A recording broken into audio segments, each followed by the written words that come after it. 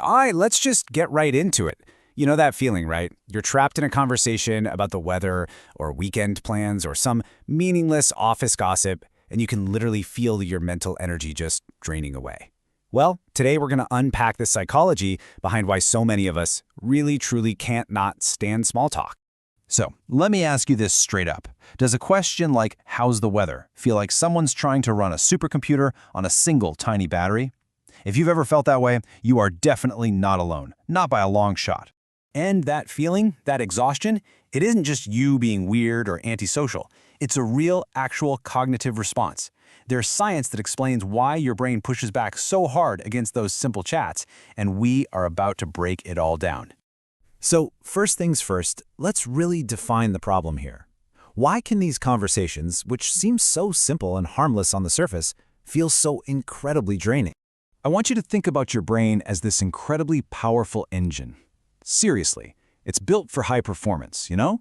It's designed to process really complex information, to spot patterns where others don't, and to come up with brand new ideas. It's always on, always searching for meaningful, stimulating stuff to work with. So, how does small talk fit in? Well, if your brain is that high-performance engine, then small talk is basically like filling it up with low-grade, watered-down fuel. Yeah, the engine might turn over, but it's going to sputter and struggle.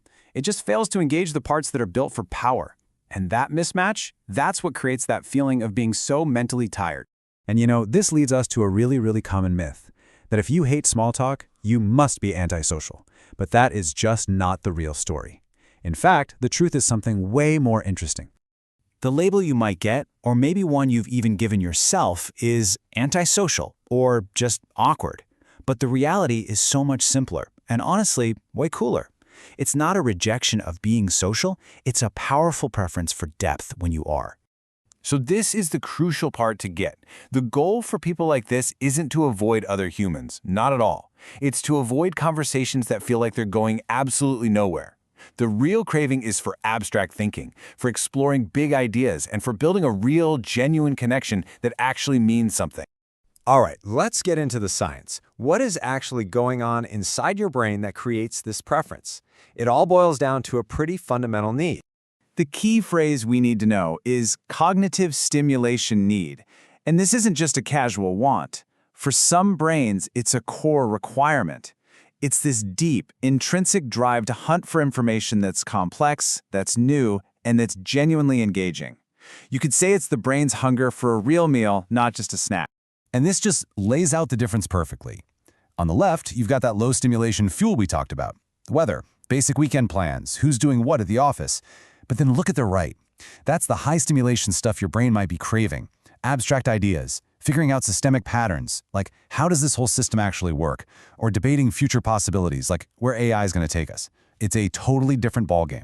And this chart shows you the result of that choice. Just look at the mental energy you get back.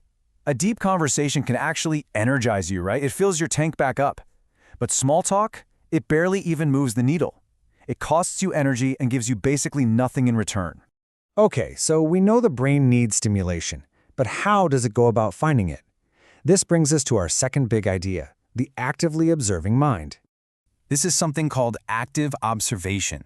And it's a state where you're not just passively listening to words. Nope, your brain is in high gear. It's constantly scanning the conversation, it's analyzing all the little pieces, and it's trying to put it all together, synthesize it into a bigger picture or a deeper pattern. And here's kind of how that process works. First, your mind is scanning, looking for those hidden patterns. Then it starts analyzing the systems underneath it all, like what makes this thing tick. And finally, it takes all that and synthesizes it into a brand new insight. That's the cognitive loop that feels so satisfying. And this is precisely why small talk is so frustrating for a mind that works this way. It completely starves that three-step process. There's just no complexity.